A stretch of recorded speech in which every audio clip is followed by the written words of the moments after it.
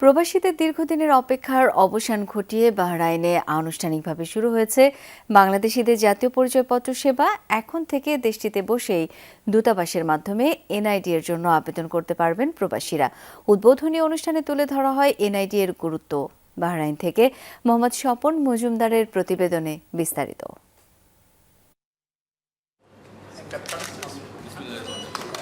দেশে না এসে বাহরাইন থেকে এখন করা যাবে জাতীয় পরিচয়পত্রের আবেদন। আনন্দঘন পরিবেশে বাংলাদেশ দূতাবাসের সহযোগিতায় এই কার্যক্রমের উদ্বোধন করে বাংলাদেশ নির্বাচন কমিশন।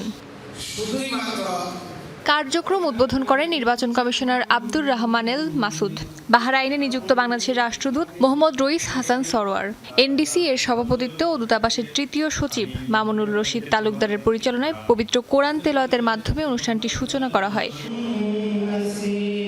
প্রধান অতিথি হিসেবে উপস্থিত ছিলেন নির্বাচন কমিশনার আব্দুর রহমানেল মাসুদ। বিশেষ অতিথি হিসেবে উপস্থিত ছিলেন বাহরাইনে তথ্য ও ই-গভর্নমেন্ট এর নির্বাহী পরিচালক মোহাম্মদ আলী আল কাইদ। আরও উপস্থিত ছিলেন যোগাযোগ ও বিপণনের পরিচালক লুল ওয়া সামি, উপপ্রধান নির্বাহী দুয়া সুলতান ও মোহাম্মদ হাসানুজ্জামান। বাহরাইনে যেসব বাংলাদেশের এখনও এনআইডি নেই তাদের দূতাবাসের মাধ্যমে আবেদন করার আহ্বান জানান নির্বাচন কমিশনার।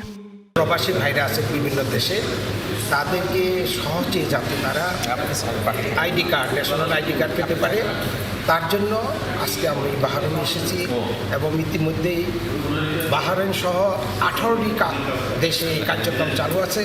দীর্ঘ প্রতীক্ষার পর আজকে আমরা এনআইডি কার্যক্রম শুরু করতে পেরেছি এবং অত্যন্ত আনন্দের দিন।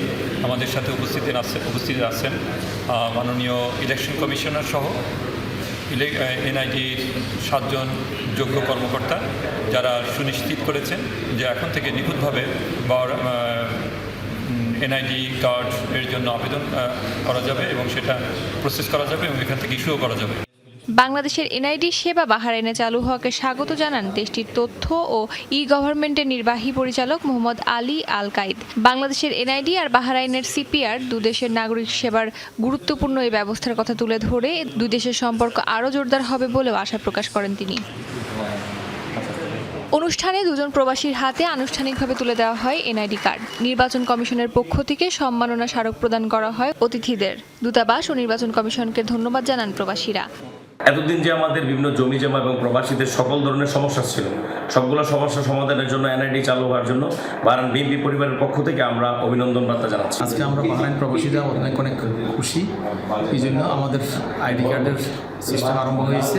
আমরা বাহরাইনস্থ বাংলাদেশ দূতাবাসের বাংলাদেশ কমিউনিটির পক্ষ থেকে, বিএনপির পক্ষ থেকে দূতাবাসকে এবং নির্বাচন কমিশনকে ধন্যবাদ জানাচ্ছি এবং কৃতজ্ঞতা প্রকাশ করছি।